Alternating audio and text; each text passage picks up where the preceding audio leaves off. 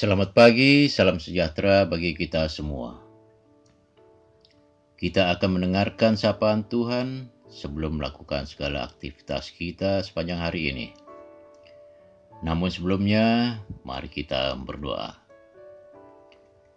Kami mengucap syukur atas penyertaan-Mu ya Bapa dalam kehidupan kami.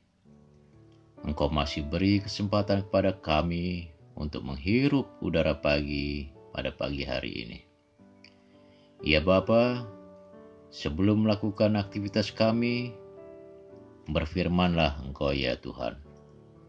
Buka hati dan pikiran kami, dan mampukan kami melalui Roh Kudus-Mu, agar kami boleh mengerti dan boleh menjadi bekal kehidupan kami.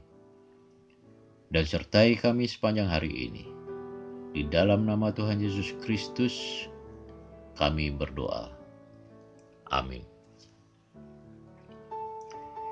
Firman Tuhan yang menyapa kita pada hari ini Selasa 8 September 2020 melalui Injil Matius pasal 5 ayatnya yang ke-44. Demikian bunyinya. Kasihilah musuhmu dan berdoalah bagi mereka yang menganiaya kamu. Demikianlah firman Tuhan untuk kita pada hari ini. Saudara-saudara yang dikasihi Tuhan Yesus Kristus, banyak penafsir yang setuju bahwa perikop yang dibahas oleh Matius ini, bagaimana Yesus mengajarkan ajarannya, ini merupakan perikop yang sangat sulit untuk diterapkan. Saudara dan saya pun saya rasa setuju bahwa ini bukan pekerjaan yang sangat mudah. Kita diajarkan tidak saja mengasihi keluarga kita, saudara kita yang seagama, yang sesuku, yang sebangsa, tetapi melampaui batasan-batasan itu, kita pun harus mengasihi musuh kita. Kita harus mengampuni orang-orang yang telah berbuat jahat kepada kita, orang yang telah menganiaya kita. Seperti yang Yesus katakan sewaktu di kayu salib. Ya Bapa, ampunilah mereka, sebab mereka tidak tahu apa yang mereka perbuat. Saudara-saudara, setelah saya membaca sana-sini tentang nats ini, maka dapat saya simpulkan bahwa ada 3 alasan mengapa Yesus mengajarkan kita seperti nats yang kita baca hari ini. Kasihilah musuhmu. Ada 3 alasan mengapa kita diajarkan mengasihi musuh kita. Alasan yang pertama, karena Allah mengasihi kita. Saudara-saudara, Allah tahu bahwa kedagingan kita sebagai manusia itu lemah. Di Injil Matius dan Markus dikatakan bahwa roh memang penurut, tetapi daging itu lemah. Allah tahu bahwa manusia itu pada dasarnya lemah. Allah tidak menginginkan kita hidup dengan pahitnya kebencian. Tidak ingin kita hidup dalam kebencian yang berkepanjangan, karena kebencian yang mendalam dan berkepanjangan akan menjauhkan kita dari Allah. Seperti yang tertulis di Roma 8 ayat 7-8, di mana keinginan daging itu merupakan perseteruan atau permusuhan terhadap Allah, karena ia tidak takluk kepada Allah. Mereka yang hidup dalam daging tidak mungkin berkenan kepada Allah.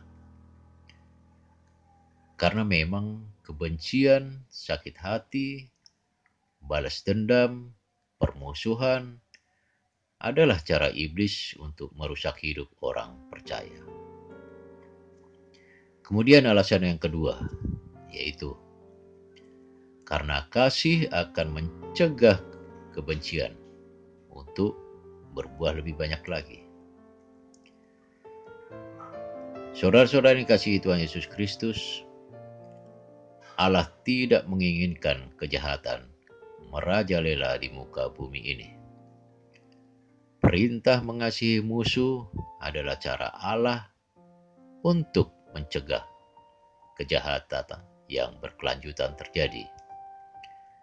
Kalau kita runtut kejadian suatu kejahatan, cikal bakalnya adalah kebencian. Seperti cara efektif untuk memadamkan api adalah disiram dengan air. Demikian juga dengan kasih. Kasihlah yang dapat memadamkan api kebencian, sehingga kasih akan mencegah kebencian untuk berbuah menjadi kejahatan. Kemudian alasan yang ketiga adalah kasih mendatangkan hidup yang berkemenangan. Saudara-saudara, ada dua macam anugerah dari Allah yang diberikan kepada manusia. Ada anugerah secara umum dan anugerah secara khusus. Anugerah secara umum yang diberikan kepada manusia seperti yang tertulis di Matius 5 ayat yang 45, yaitu lanjutan dari nas kita hari ini, yaitu Allah menerbitkan matahari dan menurunkan hujan kepada orang yang jahat dan orang yang baik, orang yang benar dan orang yang tidak benar. Tetapi anugerah khusus, yaitu hidup yang kekal bersama Allah Bapa di sorga, adalah anugerah yang diberikan Allah kepada orang-orang yang percaya dan berkenan kepadanya. Di kitab Amsal pasalnya yang ke-25 dan ayatnya yang ke-21 sampai ke-22, dalam versi Alkitab Bahasa Indonesia Sehari-hari dikatakan, kalau musuhmu lapar, berilah ia makan, dan kalau ia haus, berilah minum. Dengan demikian, engkau membuat dia menjadi malu, dan Tuhan akan memberkatimu. Lihat saudaraku, berkat Tuhan akan datang kepada kita bagi orang-orang yang melakukan perintahnya, termasuk diantaranya adalah yang mengasihi musuhnya. Dalam Galatia 6 ayat 8 dikatakan, sebab barang siapa menabur dalam dagingnya, ia akan menuai kebinasaan dari dagingnya. Tetapi barang siapa menaruh dalam roh, ia akan menuai kehidupan yang kekal dari roh itu. Saudara-saudara yang kasih Tuhan, nas kita hari ini mengajarkan kita agar saudara dan saya dengan memohon pertolongan Roh Kudus untuk memiliki kasih pada diri kita, yaitu kasih yang agape, yang akan menjauhkan kita dari kebinasaan yang selama-lamanya dan memperoleh berkat, yaitu kehidupan yang kekal.